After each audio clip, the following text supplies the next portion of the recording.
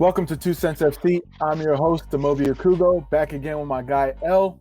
Each week, we'll be discussing topics from around the soccer world and giving you our unfiltered thoughts and opinions. This week, we're joined by Director of Partnerships for Detroit City FC, the most popular team in America, TJ Winfrey. We'll be getting to know all about TJ. We're talking USL's new rev share model, abolishing colonizer ball, and saluting FC Tulsa's Michael Nsien for Black soccer history. TJ, how you doing today? I'm doing well, fellas. I appreciate you all having me on.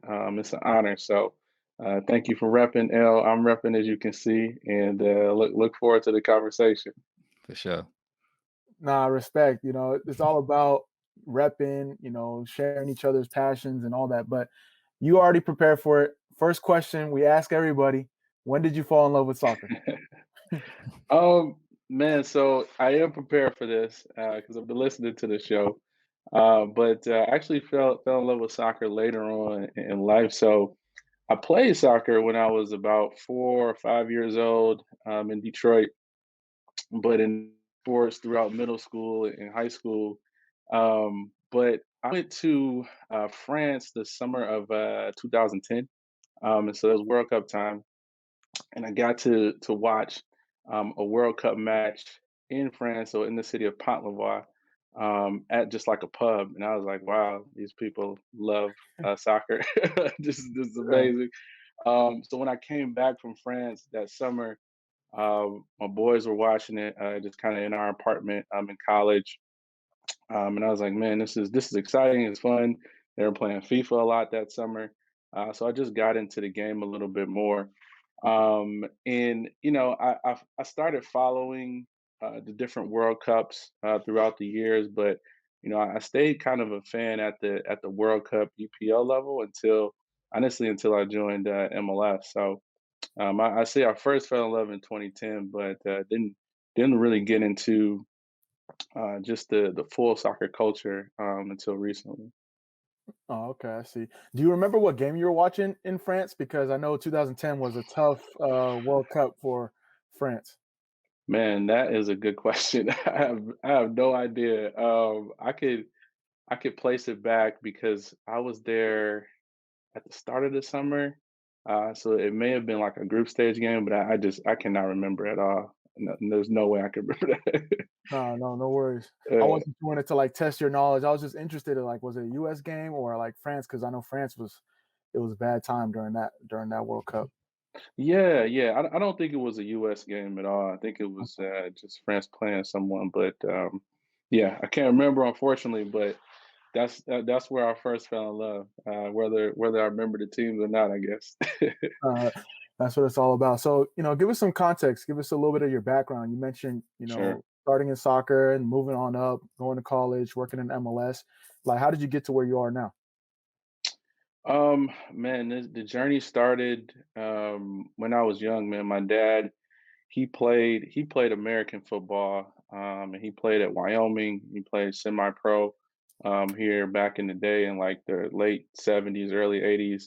And I love sports growing up, but he always told me, you want to be the person who's signing the check, and not the person who's receiving the check. I was like, oh, that's interesting. So maybe there's a business behind this here sports thing. um, and like I said, I played growing up, different sports, but didn't really get involved in the business side until college. Interned with the Detroit Lions here in Detroit. So I'm from Detroit, born and raised. And then I worked at Nike my summer of my junior year in college, and that really kind of set me on a whole different trajectory in terms of understanding the scope of the business, and all the things that you could do in the sports space. So did that, came out of school, worked at Target, worked at Nike again, and then went back to business school in New York at Columbia. And the reason I did that was I was really trying to figure out, hey, I love sports. This is great. I like working at Nike. The perks are awesome. But but where are the areas in the sports space that are innovating? Where are the areas where technology is being used, where folks are investing? And what I had seen in a lot of my discovery in the space is just that It just seemed like at the time, this is 2015, there was some innovation coming in, but historically, just I just say owners in the space. So owners just generally, you really don't have to do much if you're an owner in sports, right? People are gonna come out to your games. People are gonna watch. People are gonna be passionate. So there's really no incentive to invest.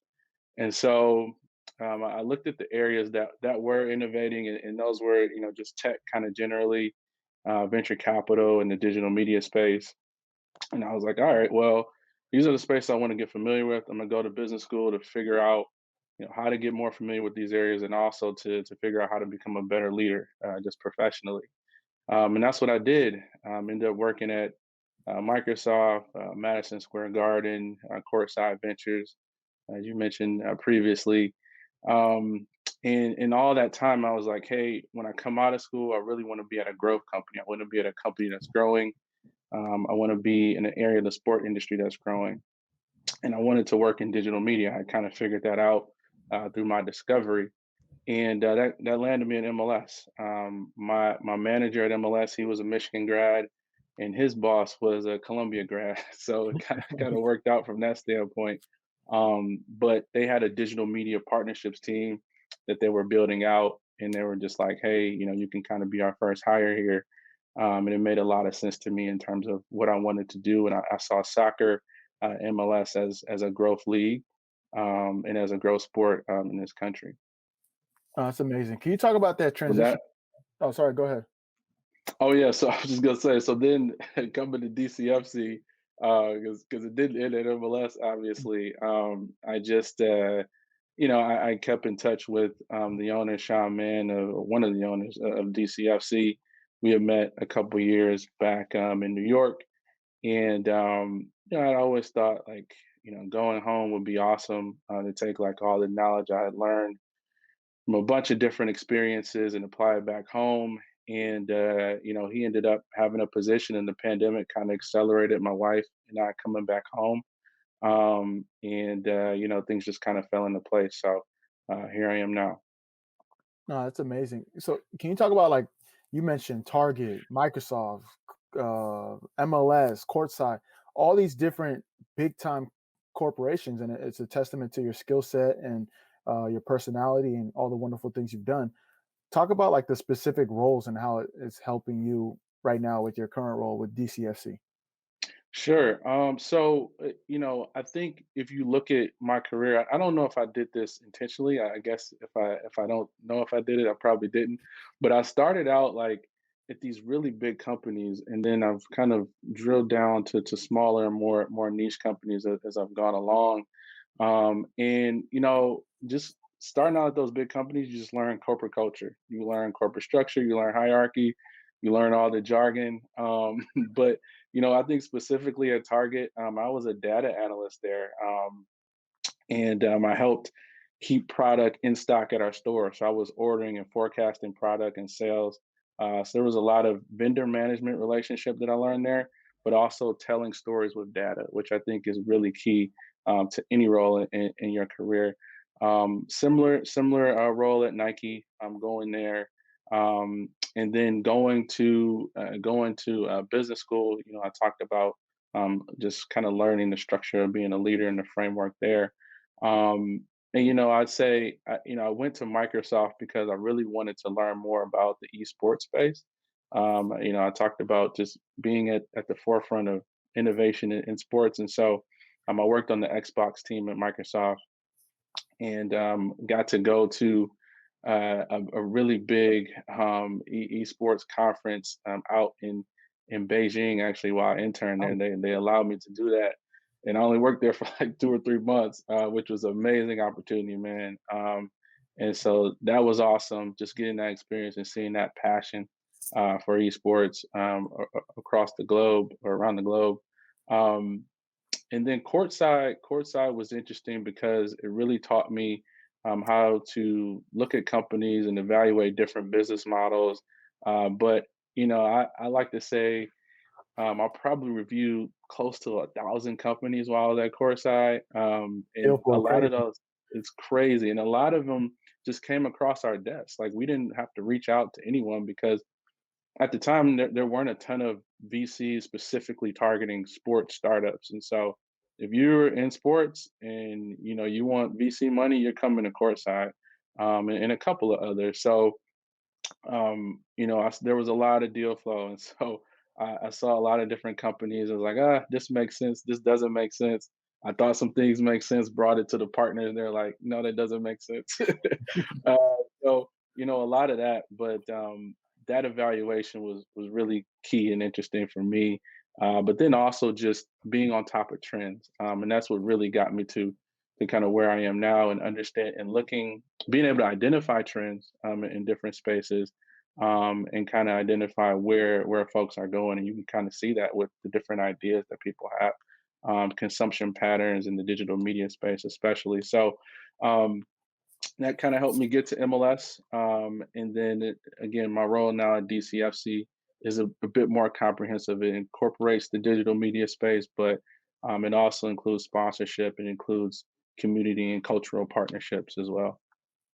No, that's amazing. So can you talk about, I mean, at MLS, obviously it's not the big four. You're not NBA, NFL, MLB, NHL. So talk about that when it comes to like um, selling and getting like Yeah. sponsorships and stuff like that. And then now in your role with DCFC, the most popular team in America, but still it's it's NISA. It's not. So how do you make your magic happen? It's storytelling. It's storytelling in a way that puts MLS in the best light, right? So when I was there. So, while we were there, we talked a lot about how yes, we're not MLB and we're not NFL, we're not NBA. At the time we were probably on par with NHL in some regards, but what you can tell folks is, which is true, is like, hey, we have the in terms of just consumption, who comes out to our games, who watches our matches, we have the youngest audience out there, right? It just showed in the data that we have one of the younger audiences, and we were more family friendly than a lot of other leagues as well, just in terms of ticket prices. So that's one way to get people in. And then in my world specifically, it was just like, hey, because we have this young audience, they are native to digital, right? They understand digital media, and so if you partner with us, you're getting a passionate fan, a loyal fan, and a fan who really understands the space. And it's not like I don't know, what MLB doing a deal with Bleacher Report, right? It's kind of like if we're MLS, we're doing a deal with Bleacher Report. Our fans are already on Bleacher, consuming content, and so it only makes sense for us to do something together. So, that's kind of how those are some of the stories we told. Again, using data, and then now at DCFC, you talk about us being the most popular club in America.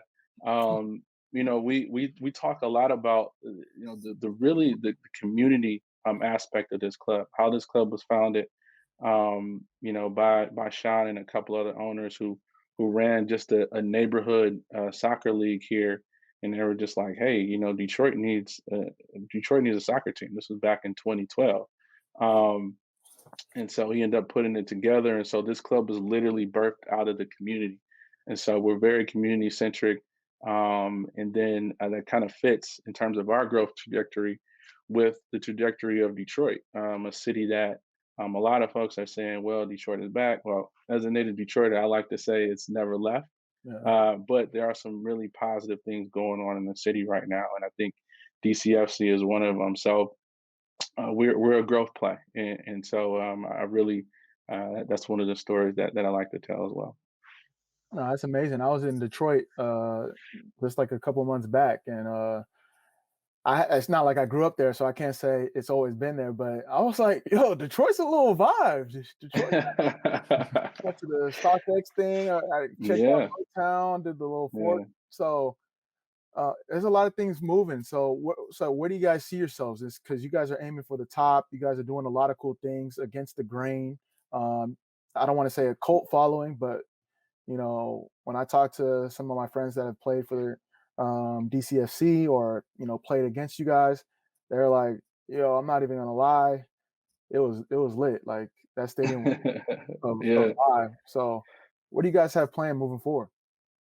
Yeah, I mean, it's really more of building this club through the community, right? It's growing this club through the community, but then also just growing the general brand awareness of the club. So it's kind of a dual path. So I was brought on to do just that, grow the brand awareness of the club, but then also really tighten our grip on the community here, and specifically the Detroit community.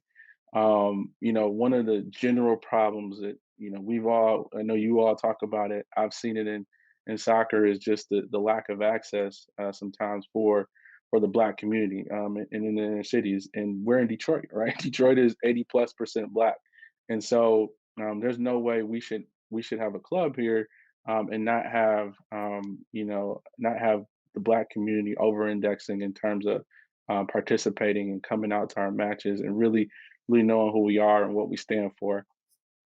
So that's next for us, right? That's what we're currently working on. That's what's been working on, but I'm here to kind of help accelerate that, and I'm doing that through the lens of partnerships, and also just really bolstering a lot of our community efforts as well that are going on here.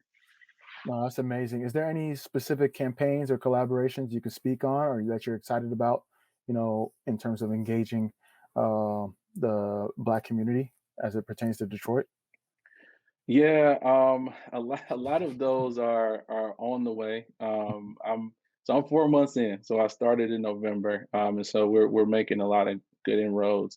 But what I will say is that before I even came here, and again, the foundation of this club is youth centric in terms of our youth programming, and so we have a ton of different programs every year that it sees several thousand participants in the youth space that come through our doors, come through our field house, come through our stadium, in terms of participation. One thing that I certainly can speak on that we have a relationship with is we have four affiliate clubs, youth affiliate clubs. One of those youth affiliate clubs is based right here in the city, and we're partnered with Detroit PAL, so the Police Athletic League, to source kids from PAL to play for our team. So it's a very diverse team, and they're really good. So that's just one thing, but there's a ton of other programming as well, starting at ages 2, going all the way to age 18. So we're doing a lot here, but again, it's my job to amplify a lot of No, that's amazing. Um, so apparently, we are your boss, technically, that. according to what you You joked are. on Twitter. So talk about this equity crowdfunding campaign. Hmm. Like I said before, I'm going to keep harping it. DCFC, the most popular team in America. You guys did a very cool equity crowdfund. So can you talk about that process and the 2,500 new bosses you got to report to? Yeah, that's the reason I did this podcast. I was like, I gotta get on the podcast with my bosses, man.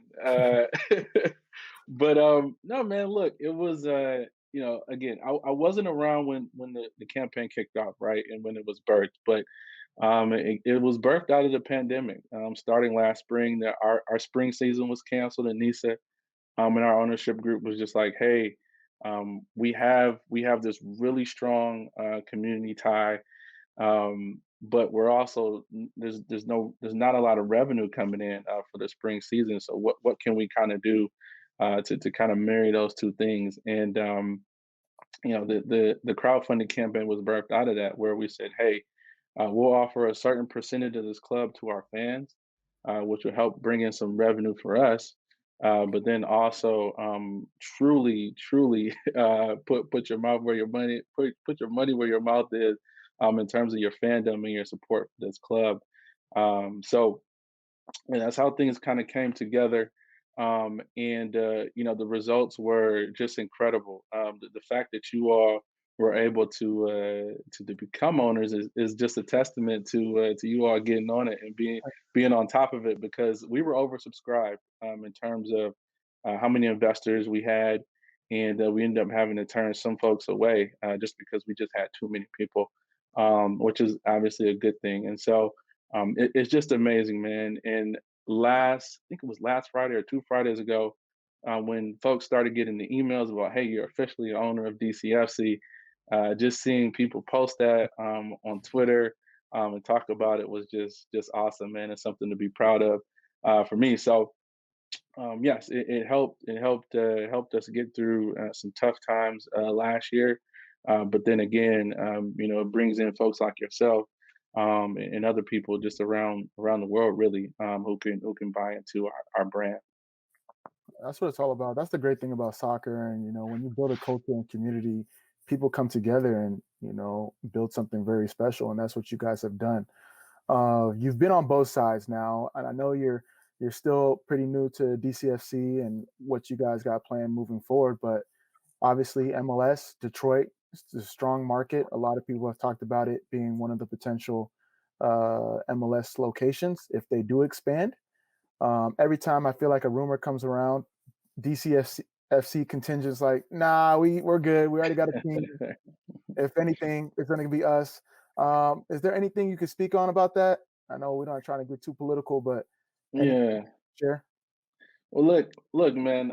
It's interesting, right? Every time those rumors come up, it's like, hey, Detroit, DCFC makes a lot of sense, right? But again, for us, it's really just continue to grow what we're doing, grow that brand awareness, grow that community involvement, and things will fall in line from there. I'm a firm believer of you don't necessarily need to chase different things, right? If you're doing the right thing and you're consistent in what you're doing, people will notice. Things will happen. So that's probably the extent of what I can say there. But we'll see what happens in the future. No, that's cool. I mean, we have a decision now too. Now since we're owners, right? Exactly, Yeah. exactly. You guys have a decision too. So we all have a decision, but yeah, it's just yeah, it's one of those things where we just kind of put our heads down and keep working. And you see, like you said, with our supporters, man, they're just like, we're good here, and that's our mentality, right? Like we're gonna keep doing what we're doing, and we'll see what happens, kind of after that. No, and speaking to that, so what are some of the ways that you guys plan to engage with like the new fans and the new ownership contingent in terms of, you know, active partnerships or engagement and communication? Yeah, so I'm sure you all have seen this, but there certainly were different tiers of folks that invested into the campaign, and so with that, you receive different gifts or different things, different incentives, I guess, to invest at those different levels. So it's certainly fulfilling those things. It's just like in the sponsorship space with me, where once we do a deal with someone or someone has invested in us for a sponsorship, we have to make sure we deliver on the things that we said we were going to do. So that's first and foremost. And that also may play into kind of how folks kind of come into the stadium for this season. We are anticipating about 1,000 fans for this year, and so some of that may be based, and that was just announced a couple of days ago by the state of Michigan. And so some of that in terms of who's able to come, at least initially, it may be based on that investment in those investment levels. So we'll kind of see how that shakes out. But yeah, I believe one of the things that we've been working on is just content, right? Like different different um, different content ideas and series, and like what does that look like for our investors, right? Is there something exclusive that we do? Is there something that we just open up to everyone? So there's certainly different things in the works, but we'll kind of see what you guys end up getting. I'm excited for that. So, you're speaking on content and different things. Like, what's the larger vision for the club from like a media and partnerships perspective? Yeah, I think so. I start with authenticity, right? And working with partners, working in partners in the sponsor space, but also on the media side, that speak to the values that we have as a club, the things that we stand for as a club, right? So that's kind of first and foremost to me. And then also, just generally, as this club grows and as we bring different sponsors on board, the club just kind of grows in size and in terms of what we can do holistically. So the more folks we're able to partner with, and to be authentic with, the more offerings we're able to offer, with those different type of programs that we have, whether it's on the youth side, or otherwise. So I think that's the first thing. The second thing is obviously, to continue to dominate on the field. That's important, and that's not strictly my job. It's not my job at all, actually. Uh, but but um, but it's something that we take pride in, as well, just in terms of the success we've had, just straight coming into NISA, good success in the past, but then also winning that fall championship as well. Um, and I think the last piece for me, and I've touched on it a little bit, but it's really ingraining ourselves into this community, and it's really lifting, like I said, the inner city community, and in particular Black and Brown community here in Detroit, and getting folks involved in soccer. And I think one of the ways to do that is to introduce people to folks like you all, right? And soccer culture, right? Because there may be a large kind of knowledge barrier, at least initially, to understand soccer, but culture, Black culture, what's cool, what's not cool, and so there are things to do there first, before you even get to sometimes the pitch, that are easier for people to digest, if they traditionally haven't been a part of the soccer conversation. So yeah, so those are three things there for me. Well, go ahead and put us on the list then. Yeah. Oh, yeah. You all are on the list for sure, man. Absolutely. 2 cents. So talk about that. I want to ask you a question when it comes to, obviously you guys have a great shirt sponsored. Shout out for Detroit City Dealers, from what I've gathered. But I'm gonna put you on the spot. Metro Detroit Chevy dealers. Yeah. Chevy. Ooh, my bad. Yeah. Yeah. I call it Completely wrong. different. Yeah, way different. I was just thinking Yeah. Ford, Detroit, but For Detroit. Yeah. Of course. Sleeve sponsors is really popular now. If you're the director of partnerships, ideal sleeve sponsor, and you can't say 2 Cents FC. So we have one sleeve sponsor, and that's Strategic Staffing Solutions. Okay. So they're on one sleeve. The other side is actually the NISA logo. So there may be room to add an additional sleeve sponsor there. I'm not sure exactly where the logo will go, but there may be room to add a sleeve sponsor at some point. But ideally for the sleeve, thinking about Detroit, one of the partners that or one of the companies I really enjoy, and you speak about culture, you speak about Detroit, and all things kind of cool, is you mentioned them, is StockX, man. I love them. I think they're doing a great job, and I know a lot of good folks there, and we've talked in the past, but I think they'd be a good one to bring into the fold. So there you go. Okay, I like that. That'd be dope. Yeah, Yeah. A DCFC, the StockX content collaboration series. Let the players do some little sneaker things. right. I think something can work there.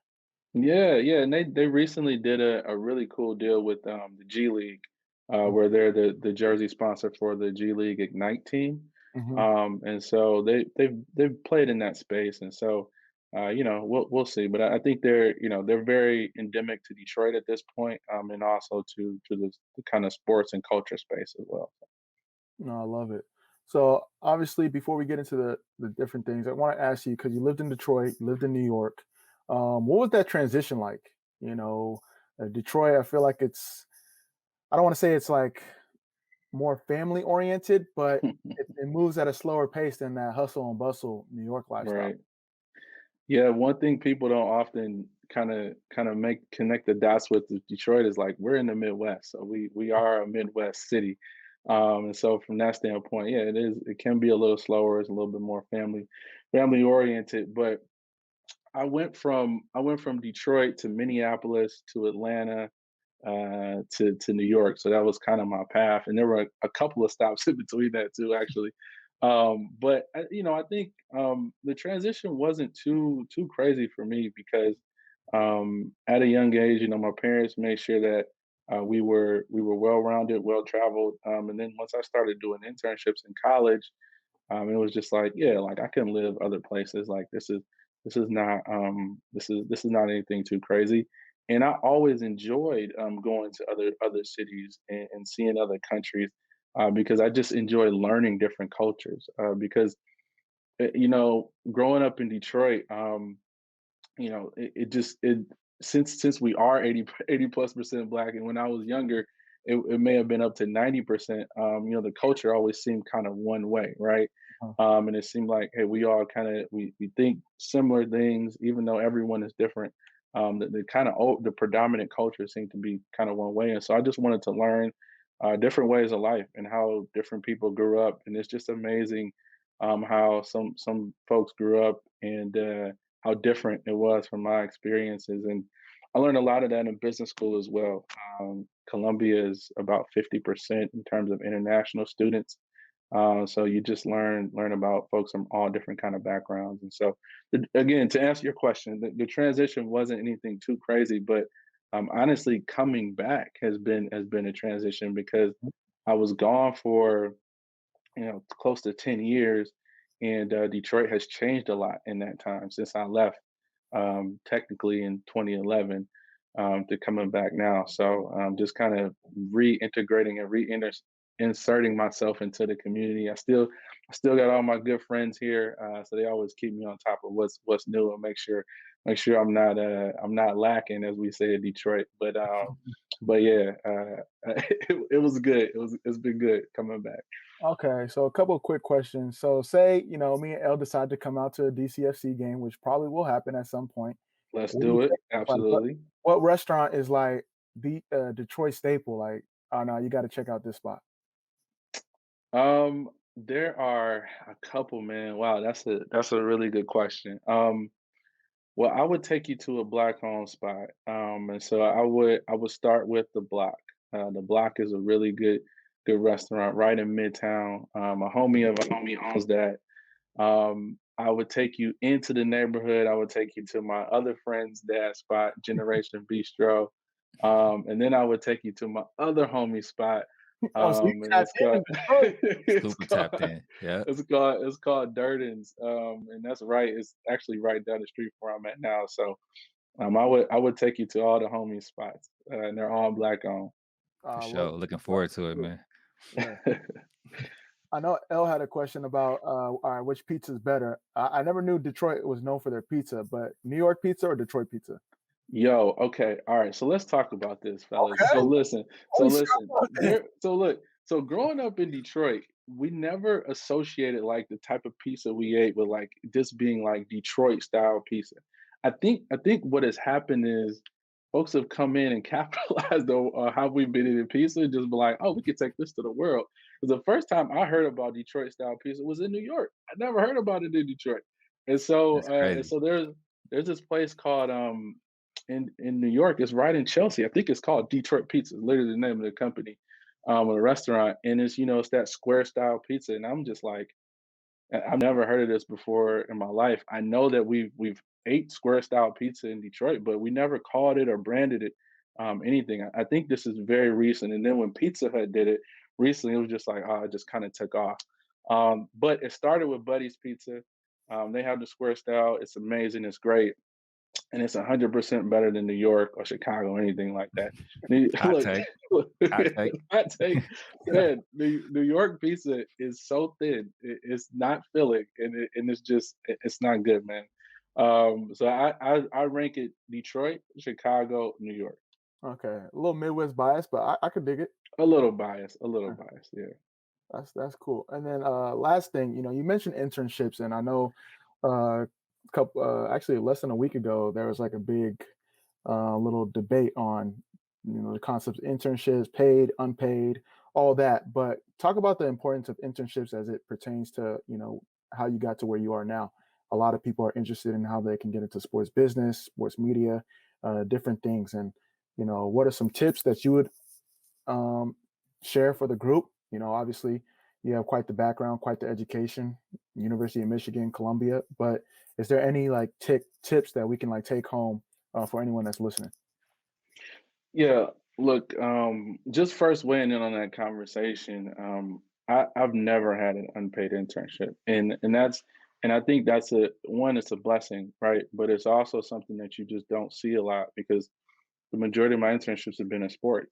But I always placed a value just on working and what I was doing and what I kind of brought to the table. And also, just honestly wasn't completely feasible for me to have an internship that was unpaid because I didn't have that silver spoon. My parents did all right, and they're middle class, but we weren't breaking the bank by any means. So that just wasn't a possibility for me. Um, but the reason why internships are as important is just because it gives you I don't want to say a low risk way, but it gives you an insight into a company in a way without kind of having that long term commitment, right? And you're able to learn about the company, you're able to learn about you, and you're able to just kind of decipher what you like and don't like before you commit to any full time role. And really what I tell people and I talk to students all the time about this is the internship is still an interview, right? It's an extension of your interview.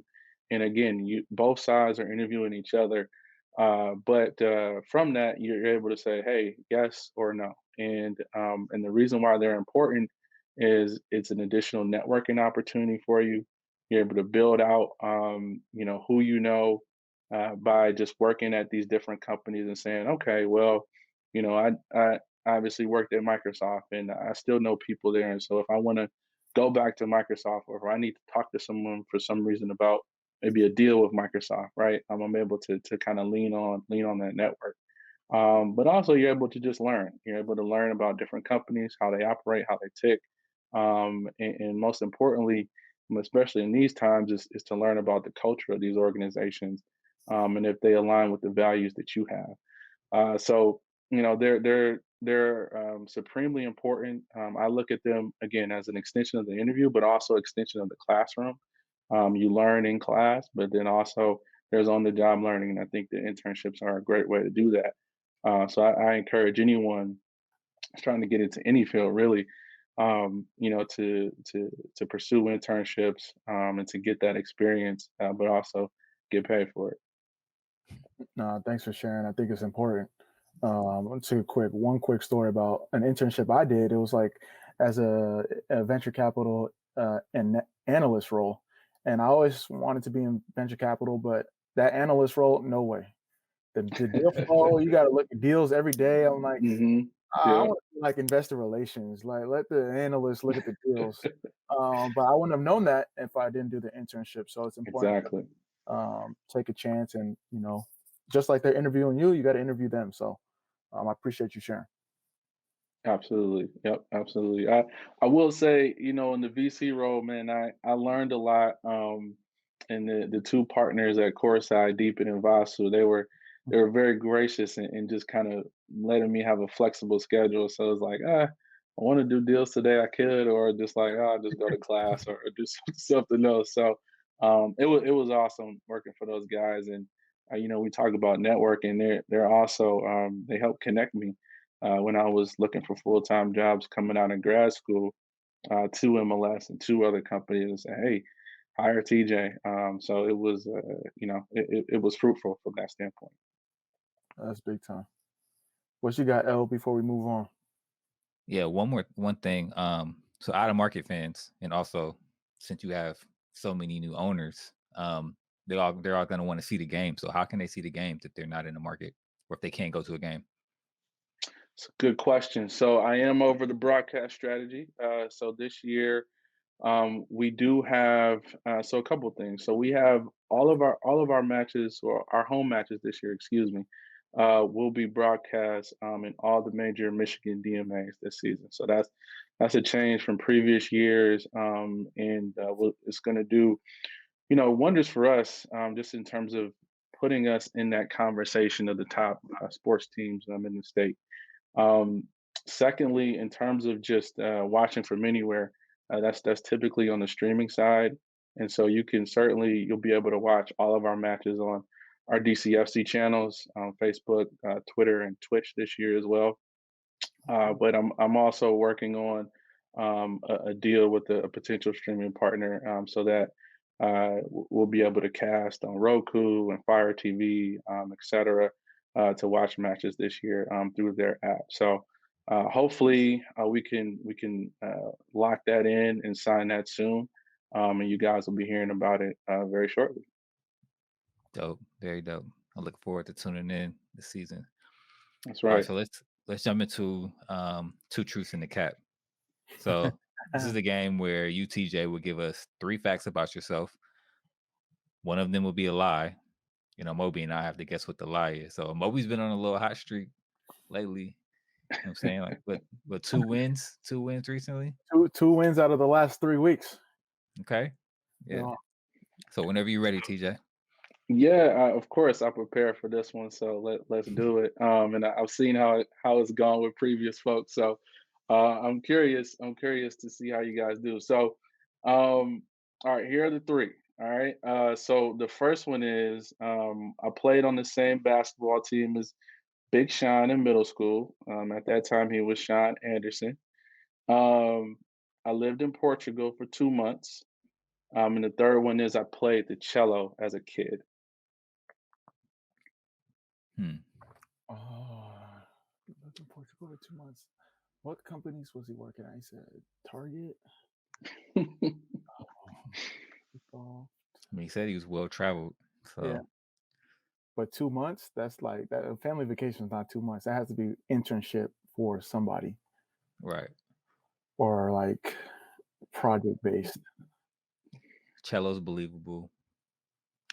Big Sean thing is believable. Yeah. Nah, because they would have already had like some type of Big Sean announcement. He would have been like, "Yo, Big Sean, I need you to like." Hey, that might be coming though. That might be coming. Damn. I'm waiting for help. He can't give everything up on the show. Like you got to keep some stuff on the low. I'm gonna say Portugal. I'm gonna just throw it out there. That's my guess. What's a Beijing? Amobi? I'm going Big Sean. Nah, Big Sean is too small to be playing basketball. Yeah. He said middle school though. Hey, I was one of the taller kids in middle school, and I'm only like 5'8". So yeah. Well, yeah. The cap was the second one. Portugal. Yeah. Yeah, man. Sean. Yeah, I knew Sean. The crazy story is that I went to a friend's school here in Detroit, and he went to Waldorf, which is just a sister school of ours, but it's kind of very arts focused. Friend school is it's a Quaker school. It's all about learning about who you are and peace, and being friends with folks. It's an awesome school to go to. But my grade, I started there in first grade, and I went through sixth grade, and every year I had about 10 to 12 girls in my class and like 3 dudes. So when it came down to playing like boys basketball, we couldn't outfit a team in sixth grade. And so we partnered with Waldorf, and that's how I met Sean. And we played together. We won a championship in like sixth grade, and ended up going to McDonald's afterwards. I'll never forget that. And that's kind of how I became friends with him and knowing kind of his crew. Portugal, that's a cap. I went there recently, but about a couple years ago, but never lived there. And then the cello, yeah, I did that for one summer. So it's not a cap, but it's also like I did it for one summer. Hey, I want to circle back to the Sean comment for a second, because you see how like teams like Atlanta United have embraced and engaged, the Black community using hip hop, using something that's relatable. Is that anything that you guys have kind of in the works with, Detroit being such a Black city, like helping to engage the community using some of their, artists and stars? 100%, 100%. I don't know if you guys saw, but Sean recently did a deal with the Detroit Pistons. So he's working with them, which is amazing. But on our side, we're 100% exploring that. I have some ties in the music space. I often tell people I don't know how familiar you are with Detroit hip hop, but Black Milk is certainly a Mhm. friend and god brother of mine, and we grew up together. So it'd be awesome to work with him. But we're exploring that right now and figuring out what that is. And I think that's really important. We talk about authenticity. I don't just want to go out and just work with, I don't know whether it's Eminem or someone just because, right? Like it really has to be authentic to who we are, and what we stand for, and it has to be, authentic to our sound. Like I think that's big because you're gonna equate that with who we are. In pre games, you'll hear it. Maybe during the games, you'll hear some music. Like it just has to be right. So it's something we're working on. It's not final yet, but certainly something we're working on. Yeah, it's That's a good cool. call out. A lot of But Detroit rappers get a lot of love in NorCal. I don't know if it's because of the similar sound, but a lot of love. we talk very similarly. Yeah. Like I've heard. the Yeah, language, the accent, all of that is very similar to Bay Area, NorCal, Cali in general. yeah, Like Yeah. the accent is very similar.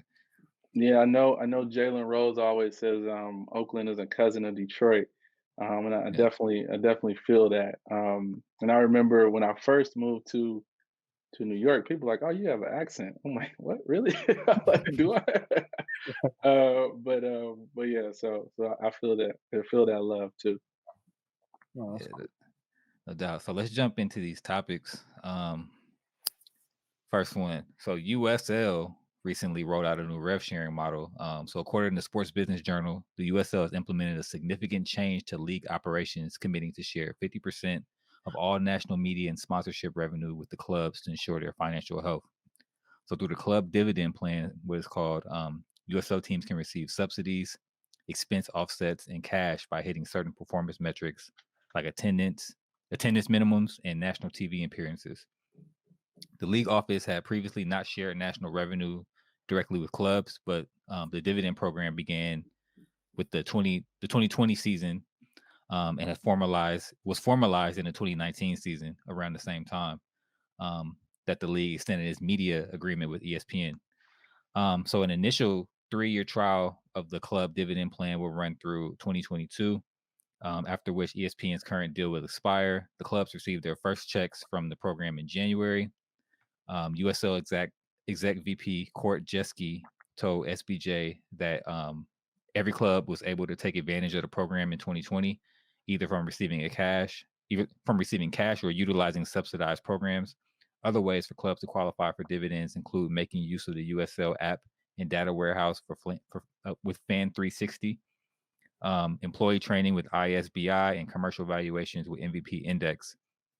So sponsorship revenue is new for 2021, with last year only including media revenue, which is not impacted by the pandemic because they had the ESPN deal. So in addition to providing financial support, the USL hopes the club dividend plan motivates teams to create an overall better product. So I want to get you guys' thoughts on this. Do you think it will have its intended effect? Do you think it'll incentivize teams to kind of put their best foot forward in terms of like growing infrastructure, putting a good on-field product on the pitch? Get you guys' thoughts. I, Go ahead, Amobi. okay, I was just gonna say I definitely think so. Obviously, everything's is business. The better product you have, the more opportunities for revenue, whether it's through sponsorships and media. Obviously, as I feel like a rising tide lifts all boats. So as MLS grows, USL grows, NISA grows, and other alternatives. But from USL, they're really trying to build a formidable league, and with that, comes the infrastructure. You see the Phoenixes of the world, the Louisvilles, the Tampas. How can other teams build something like that where now it's all right? We're here and we want to put some money behind it. Yeah, no, I agree there. And when you were reading that, L, it just reminded me of, the NFL is one of the leagues that you think about. At least it comes to mind first for me when you talk about revenue sharing. And you see how it's maintained the league and the teams. The one thing that seems to be unique here, without knowing all the details, is that incentive piece. So putting kind of incentives and structure around what you need to do to get this money, and not just like, hey, you're gonna get this money regardless of what you do, whether you spend on the team or not.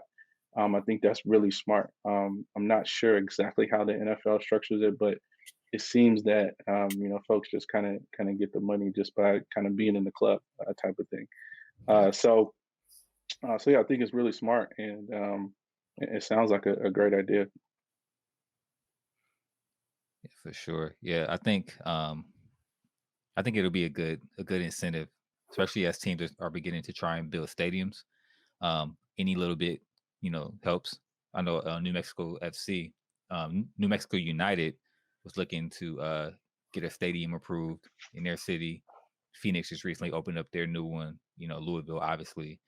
Um, so it's good to see USL actually putting money behind the teams actually putting money behind infrastructure and like saying, you know what, forget MLS, let's grow where we are and become formidable here. Um, I think this incentive will definitely help them kind of bolster some of those efforts that they're doing.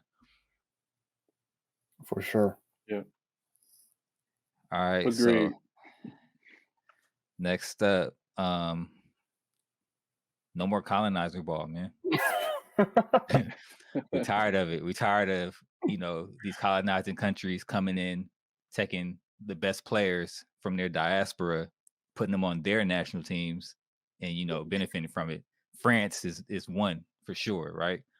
So recently, Jamaica's Football Federation, their president Michael Ricketts has confirmed that the following list of players have or are in process of acquiring passports for Jamaica's men's national team.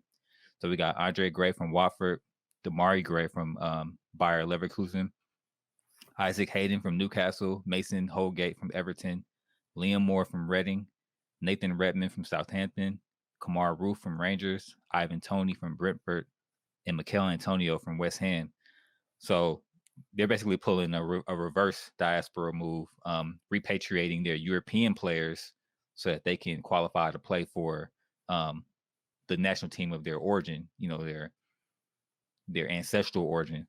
Um, so this is something that the women's team actually did the last World Cup. So their coach, went into America, went into Canada, grabbed players of Jamaican descent, and that's what helped them qualify for the World Cup, this last World Cup. So I want to get you guys' thoughts on that move. And also, what country do you think will have the strongest team if all of their ancestral players play for them instead of playing for the colonizing country? Oh, that's a great point. I'll go first, I guess. I have. It's tough. It's great to see players come back and play for their motherlands. Where their parents and ancestors are from. Part of it could be maybe because they weren't good enough for the country of their birth. Part of it could be, they really want to play back home and want to be able to play in a World Cup. I do have a problem with the FAs not investing in resources in their own communities. Jamaica has a lot of talent in their home country, playing in the states or wherever, but they're not putting as much resources as they can. But it is great to see and have them recruit from players that are playing at top levels. Obviously, it's going to take a strong coach to make sure that you build that chemistry for players that were, you know, born and bred and, playing for Jamaica all the way through, and people that just showing up at a moment's notice because there's a possibility of making it to a World Cup. And I'm not speaking for any or all the players that are just like, oh, I want to play for my Jamaica because I want to go to World Cup. But I'm just saying that dynamic is always very interesting. Uh, but yeah, England taking a bunch of players that they don't want to claim until they're trying to play for their motherlands and then taking credit for it, nah, rather go see you play for Jamaica. And then in terms of your second question, of course it's going to be Nigeria. I mean, it's just tough. We got so much talent everywhere, so it's gonna be tough. But if Nigeria, if everyone was like, yo, we're gonna start coming back home, um, Nigeria would be top dog. Nigeria will be the first African team to win the World Cup. I'm putting it on Vegas. I don't know when I gotta do it, but next time I go to Vegas, I'm making that bet.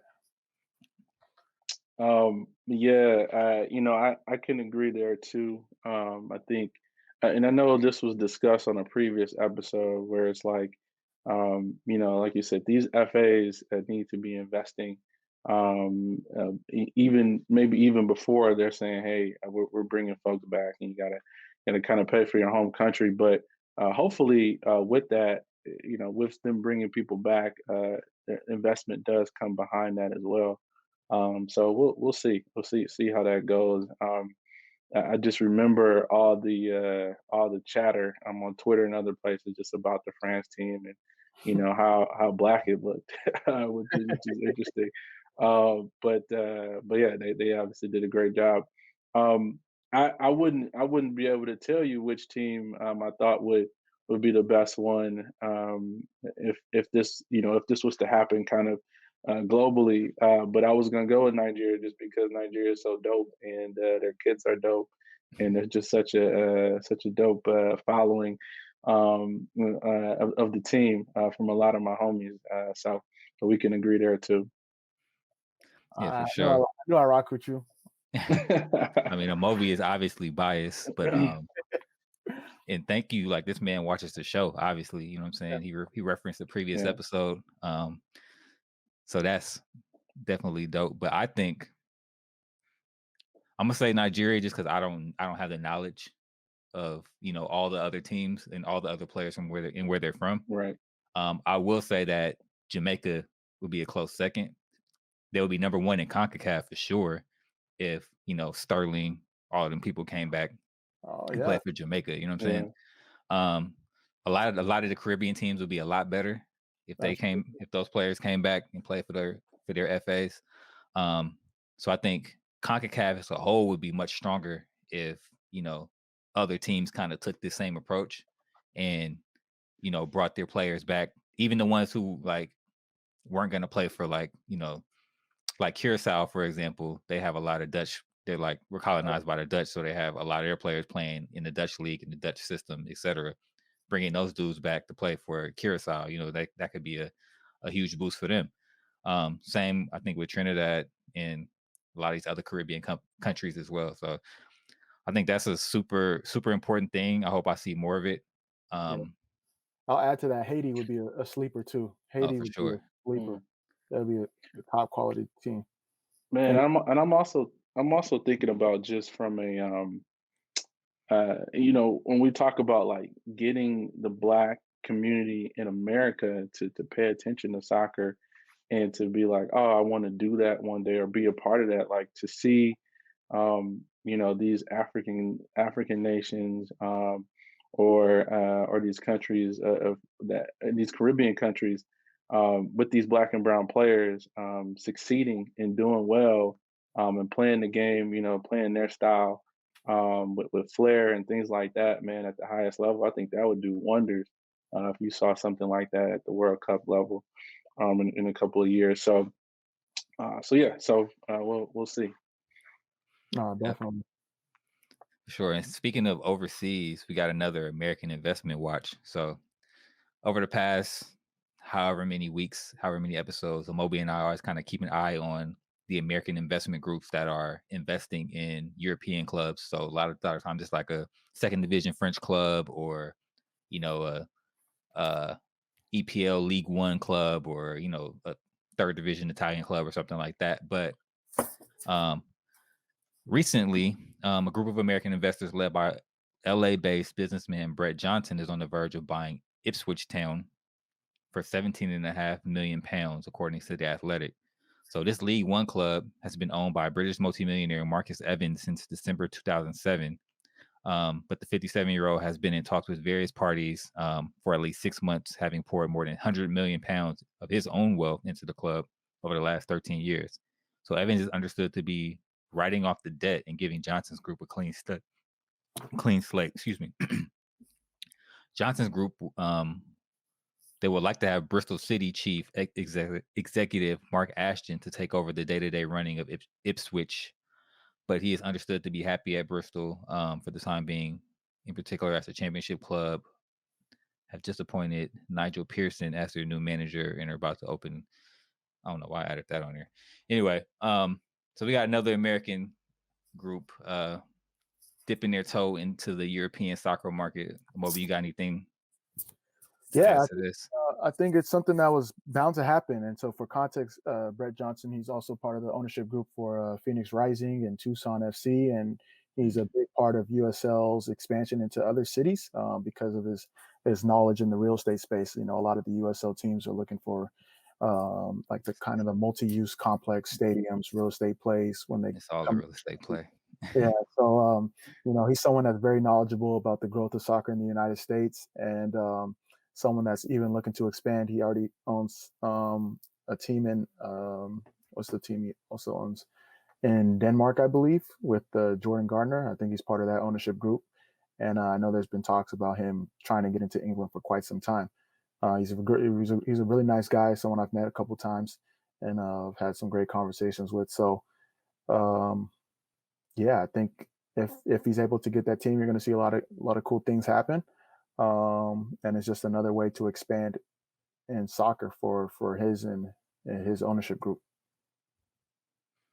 You got anything to add, TJ? I mean, it's interesting, and sounds like this Brett Johnson guy. He really he's on the pulse, man. He knows where the sport is going, and he's like, yeah, I'm getting in now. So I think the fact that he already has some investments on this side, it makes sense to, go overseas and continue to diversify. But it is interesting because I know Beno talked about this, but it's kind of like what is your strategy, right? Like if when you're investing on this side in America, you can really build up clubs and kind of dictate almost kind of what your message and brand is and how close it's tied to the community because it may be relatively new, but in Europe inevitably those clubs have been around for a while, and so it's a little bit more entrenched in terms of how people perceive your club and the brand. So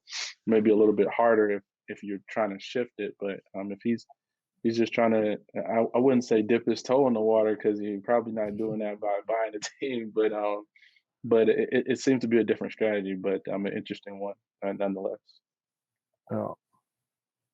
Yeah, sure. Okay, so let's get into another game we like to play on the show. No card, yellow card, red card. So this is a rapid fire game where I'll read off some news headlines or news topics, and you guys will give us your opinion on those topics using the soccer card system. So no card is I'm cool with it, I agree.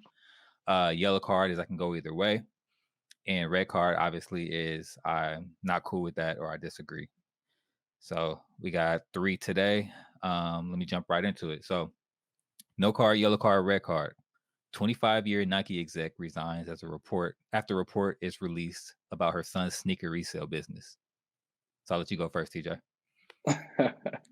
Man, this topic has been on fire in the group chats, especially since I used to work at Nike.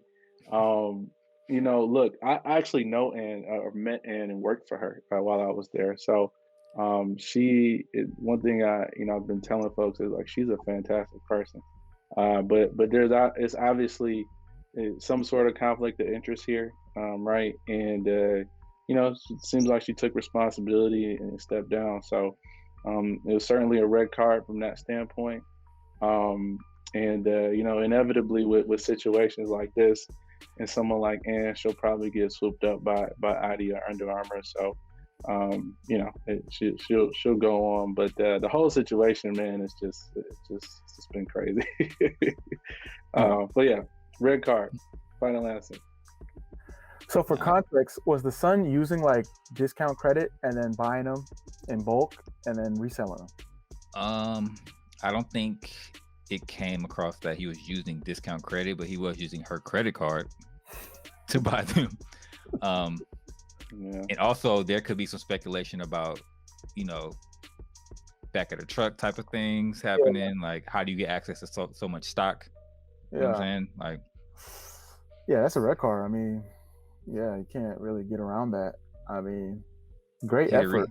He the reason I'm taking L's on the sneakers app, man. Like, great effort on the young kid trying to be a little entrepreneur, but that's a red card for me.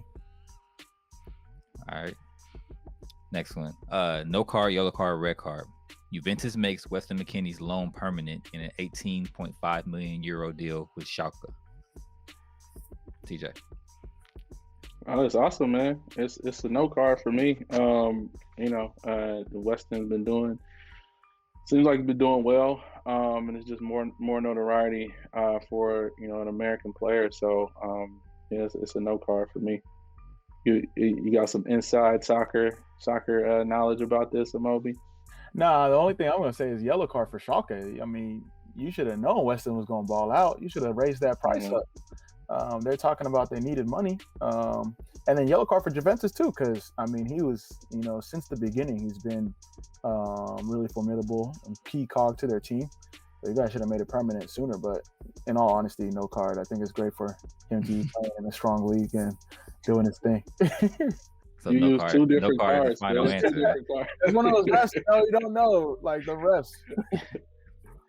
But yo, TJ, so we talked about this on other shows as well about why there's no like LeBron-like star for American soccer. You know what I'm saying? And it looks like Weston is like well on his way. And with you working in brand partnerships and stuff like that, what would you do to kind of help like boost his profile? You know what I'm saying? Like, what would you do to like put him on the map in America? Yeah, man. It's certainly a challenge. But what I would say is like the rise of these different digital platforms, Bleacher Report, Overtime, Wave, etc., has certainly helped, right? Where we could see highlights of guys, and we're able to say, oh, okay, we know who this is. Like even if you're a casual fan, you know who Christian Pulisic is, right? Like, and Weston is well on his way there as well. But what I would do if I was on his team, man, is just work with these companies and put out some content series, man. Let folks know who you are. I know Bleacher had done some work with Tyler Adams in the past. But let folks know who you are, man. Give them a little bit about you. And the way to become like, I don't know if he could be the LeBron, but like the way to have that notoriety is, man, you got to break through culturally. So you have to collaborate in different spaces and be a part of those conversations. Look at someone like Alphonso Davies, man. Like he's like Drake is like partnered with him, and like now he's like everybody knows who Alphonso Davies is. So it doesn't have to be a rapper, but it's like who can Weston kind of connect with to put him into some of those cultural conversations where it's just casuals, as we call them, consuming his content and knowing who he is, and driving up his value ultimately. Yeah, I would say Travis Scott, but Weston, I believe, is with Adidas, and Travis is with Nike, so that wouldn't really work. Yeah, who over at Adidas? Those vibes don't work. Who could we link him with at Adidas though? Who's at Adidas? That's Pharrell, man. Yeah. A lot of things Pharrell touches goes crazy. This is what you got to do. This is the plan. All right, off season, those top young guys, Tyler Adams, Weston, Pulisic, Way, or whatever. You set them. If I'm the manager, I set them up in a house in LA, Beverly Hills, West Hollywood, whatever the cameras everywhere. Whatever the NFL people do, like Odell and like Jarvis Landry and the basketball player, we are filming everything. Mm-hmm. I'm hiring a publicist. I'm hiring, like, as bad as it sounds, like y'all going to STK, you're going to Nobu, and I'm like calling TMZ. I'm like, yo, you guys got a young soccer player. They need to be in the scene, obviously within reason, and just filming everything for a whole summer. Let them go out, let them enjoy, let them document everything, let them go shopping, do what you need to do what young kids do within reason. Obviously, frugal athlete, not telling them to spend money, but basically like Sway House, like the little influencers be doing. But from a soccer standpoint, you got them training, you got them living, you got them doing what they need to do, getting that insight, and then do that one summer, hopefully leading up to like a World Cup or something. You'll be good to go. All right, Amobi, chill. We gotta tuck that one. That's a 2Cents Sports original, bro. It makes sense, but it goes back to the point, man. Content, man. We need more content of these guys doing things outside of content and culture, and doing things outside of soccer, because everyone in America, or at least the casual fan in America, is not consuming soccer on a large kind of basis right now. So how do we get them into those cultural conversations, and then that'll draw them into the game. And inevitably, man, people come to the game in a lot of different ways. You got to meet them where they are. We need those Benzema videos and stuff. Yep. Need to walk around with a camera crew at all times. All right, last one. No card, yellow card, red card. Square acquires the majority ownership stake in Tidal, with Jay-Z joining Square's board. So the acquisition will help creators monetize on the platform through new commerce channels. TJ. Yeah, man, it's an exit for Jay-Z, man. I mean, it's like, for him, it's a W, right? He's been exiting a lot lately too. Yeah, man. Must be gearing up for something else. Yeah. Exactly. I think that's the thing, man. It's like, well, you know, he got the exit on Tidal, and now he has the relationship with Square and ultimately Jack. And so, like, what happens from that standpoint, right? If I'm putting myself into the mind of Jay-Z, if I could do that for a second, I would think there's something that's additional to just this. So we'll see, and it's interesting that Square did the stake, but yeah, Jay-Z, man, he's liquidating a little bit. So yeah, something's up his sleeve. Yeah. So this is where you put your VC hat on. Obviously, you had experience. He just sold a majority stake at Ace of Spades. Just did this deal with Tidal. Obviously, people talking about NFTs and all these different things. What trends do you think Jay-Z's going to get into? Man, you know, the one thing now that you say that, I'm thinking back to it. I remember, you know, when he first did that deal with the NFL, he talked about potentially owning the team one day. And so that can make a lot of sense as a long-term play. Yeah, where you know, he may be raising some cash to eventually get into the NFL. So it's not necessarily a trend, but it's kind of something you do once you accumulate that amount of wealth. Yeah. Interesting. Which team would he? I didn't think about that one. That's a good play. He got to bring. Yeah. It'll have to be expansion. He'll have to bring a team in. I don't know if any team is for sale right now. Maybe not for sale to us, but you know, in those circles, be quietly floating like, hey, you know, I'd be willing to give this up. Paul Allen, before he passed, his trust fund owns the Seahawks, right? Still, I believe so. Yeah, but they got a wider ownership group. I think they got like a bunch of celebrities and stuff in that ownership group too. So they got more of like a NBA soccer model over there in Seattle. I'm trying to think what team. I know another team put their team up. Who recently just put their team up? Yeah, that's interesting. I could definitely see it. You'd think you'd rather do NFL than NBA, like if you could own a team? Because NBA, they're coming to that point. Yes, that's a good question. I'm just thinking NFL because he already has a relationship with them. But in NBA, you know, I think NBA is a growth league. So yeah, it could be interesting. I know as an NBA fan, he goes to a lot of games, but I'm not sure. I mean, he might be looking at that next wave. I know he's a big soccer fan as well. So he might be coming to MLS, man. You never know. Never know. Looking for a new frontier to conquer. Yeah, exactly. But yeah, back to the NFT thing though. I think that's a play with Square. So Jack is heavily invested in, you know, crypto, Bitcoin specifically. I think I could see NFT plays come into Tidal, allowing, you know, artists to kind of tokenize their projects, you know, through streaming revenue or whatever. I don't know exactly how it will work, but I see that kind of possibly being a move that Jack unveils to kind of help these artists, maintain ownership, but also, monetize a lot more on the platform. That makes a ton of sense. And you think about, the values of title and empowering the artists and allowing them to make more money than some of the other streaming services, like that would fit them to a T. So that makes a lot of sense. Oh, for sure. All right, so let's jump into this week's Black soccer history. So this week we have Michael Nsien. Did I pronounce that right, Amobi? Yep. Nsien. Okay. So Michael Nsien is a Nigerian-American former soccer player and current head coach of FC Tulsa in the USL Championship. Nsien played college soccer at the University of Dayton between 1999 and 2003, scoring 9 goals at left back in 73 appearances. Following college, Nsien signed with the LA Galaxy in 2005 as a reserve player, and then with the USL's Portland Timbers, the then USL's Portland Timbers in 2006. He also played in the UAE for UAE Pro League side Al Saab FC and was a member of the 2003 Nigerian under-23 national team that ultimately failed to qualify for the 2004 Olympics in Athens.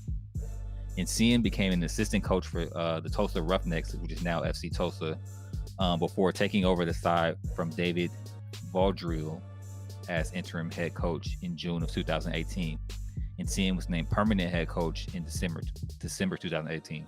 And why he's making soccer history today is Nsien is the first Black soccer coach in America to receive a pro license, which is the highest license you can attain in U.S. soccer.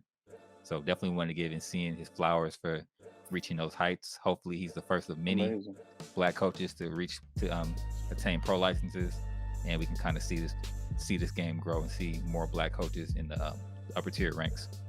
So shout out to you. Yeah, shout out. That's amazing.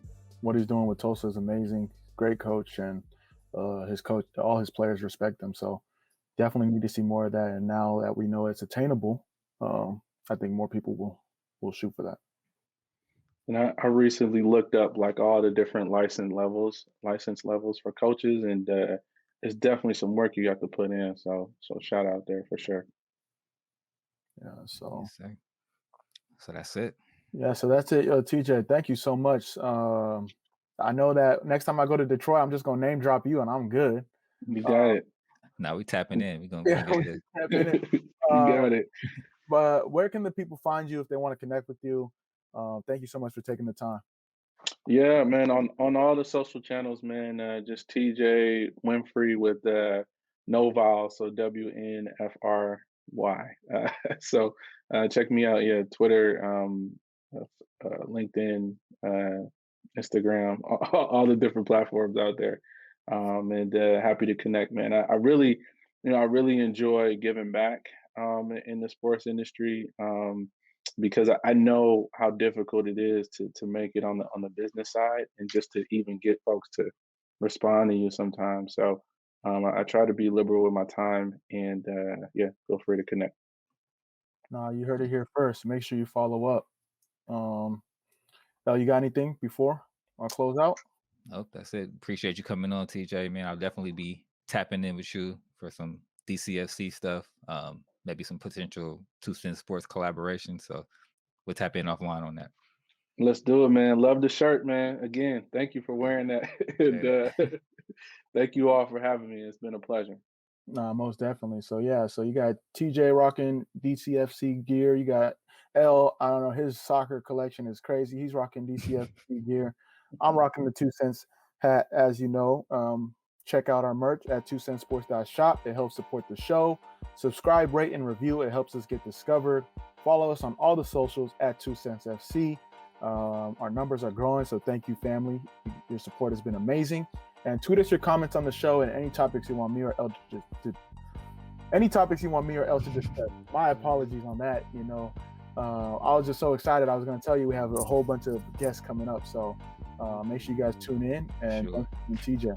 And before we close out, definitely check out those support HBCU soccer. The soccer drop that we just did on our shop, that goes directly to HBCU ID camps. So portions of the proceeds from those shirts and hoodies will go towards HBCU ID camp, which is a camp our guy Avery Parker is putting together to help recruit and bring awareness for players to attend HBCUs and play in their soccer programs. So a good cause there. Want to definitely raise the profile, continue to,